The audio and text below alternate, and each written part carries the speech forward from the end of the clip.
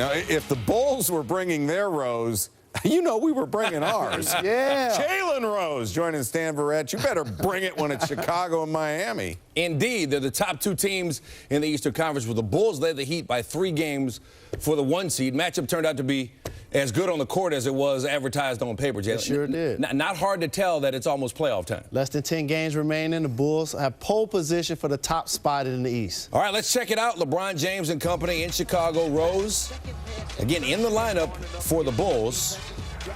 He had missed all but 1 game since mid-March. Rose 0 for 5 from the field in the first half. Is he not himself yet? The good thing for the reigning MVP is that basketball is a team game, because he only had 2 points more than me and you put together.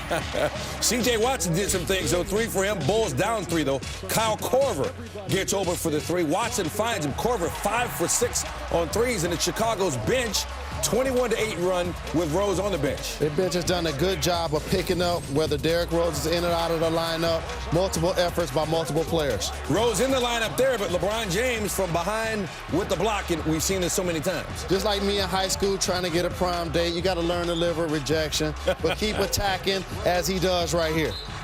Rose on the drive again. Ronnie Turioff knocks it out of his hands. 1 for 13 for Rose. He scored 2 points, a career low, but Luol Deng. Ding, he had 16. And then a little bit later, it's Watson. He had 16. The Bulls with a 2-point lead. Elementary, my dear Watson. He likes the window shot. He's played very good basketball for Chi-Town. Under 1:30 to go, Heat down 3. Dwayne Wade, he had 21. Heat within 1. Ensuing possession for Chicago. Rose, it's just the kind of night it was for him. But he did a great job of creating a wall, nowhere to go. Ronnie Turioff forces the turnover. Ball goes back to Miami. LeBron James gets the feed from Chris Bosh. Bang, bang, bang. 3-ball gives the Heat an 83-81 lead. 30 for James in the ballgame. 15 seconds to go, though. The Bulls forced a foul. LeBron James misses the first one, made the second one, so the Heat up 84-81. Now, the only thing they can't allow is a 3-pointer here. Don't give up a 3. Except that was actually a good contest by Dwayne Wade. He ran him off his initial shot. Great offense by Watson. Step dribble to the left, bangs the 3, sends it into OT. 84 apiece in overtime, and then all Chicago. Taj Gibson, he chipped in 11 points, supersized that with a free throw, put the Bulls up 5. They outscored Miami 12-2 in overtime. It's Watson again, and a 10-point win for the Bulls with very little from Rose. Rachel Nichols was there. You were 0-4 in your career in game-winning or game-tying shots in less than 10 seconds. What made you think, yeah, I got this? You just got to always have confidence, believe in yourself, and that's what I did. Even though I haven't made any, just got to keep shooting. We had them, and they're a great team. They weathered the storm and they came back. You know, it's an unfortunate thing is somebody has to lose. We have a deep team, and you can't say enough about the bench and the job those guys have done all year for us. For our team, it was a good win, but we still have a long way to go. It smelled sweet for Chicago, but things, again, thorny for Rose. He put up career worst with just 2 points while shooting less than 8% from the field. Watson came to the rescue, 16 points, 9 assists for him. Chicago plus 38 with him on the court, minus 27 with Rose on the court. My statement became a header that fast. It's elementary, my dear Watson. Funny how that turned out. Technology. Okay, so now Rose goes 1 for 13.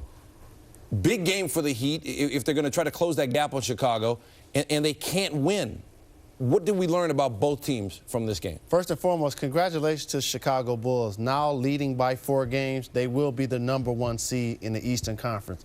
Playing team basketball, Watson making clutch shots, also penetrating to the basket, finishing off the glass. Kyle Korver coming off screens, making 3s, catching shoots. Taj Gibson, energy, effort, rebounding, playing defense. Asik playing big. Those guys started in the overtime. That's how much confidence Tom Thibodeau has in his bench.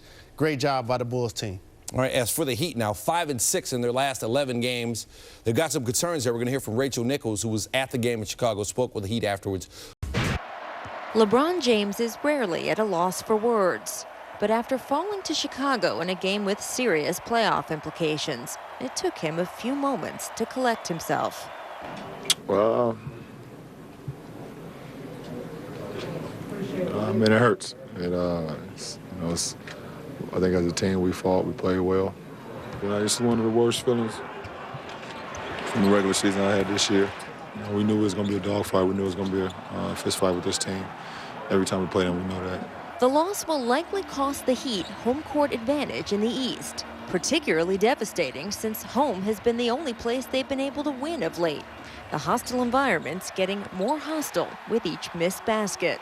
They got all the momentum, they got the crowd, so it's home, you got your crowd behind you, you can push through it. On the road, you gotta try to be a little mentally tougher and hope that they don't make no shots. Just gotta win on the road. It's that simple. How critical is this problem becoming as the playoffs tick closer? Well, I mean, today would have been a great turnaround for us, but we're just going to have to wait longer. We're stuck in this position, and we've been in it for a while. We're just going to have to, keep our heads up and get the job done. The Bulls had their own issues going into this game. Injury-plagued guard Derrick Rose was playing just his second game in a month, and he finished with a career-low 2 points. But he hardly seemed disappointed in the locker room postgame, noting that if these two teams meet down the road in a Game 7 to go to the NBA Finals, it will now likely be played here, a building where the Heat have yet to win this season. In Chicago, I'm Rachel Nichols, ESPN. Jalen Rose has called it with the number of precincts reporting right now. Bulls with a 4-game lead for the Eastern Conference 1 seed with 7 games remaining. If Chicago goes 5-2 the rest of the way, Miami won't be able to catch them even if the Heat wins out. They do have one more head-to-head meeting. That's in Miami next Thursday.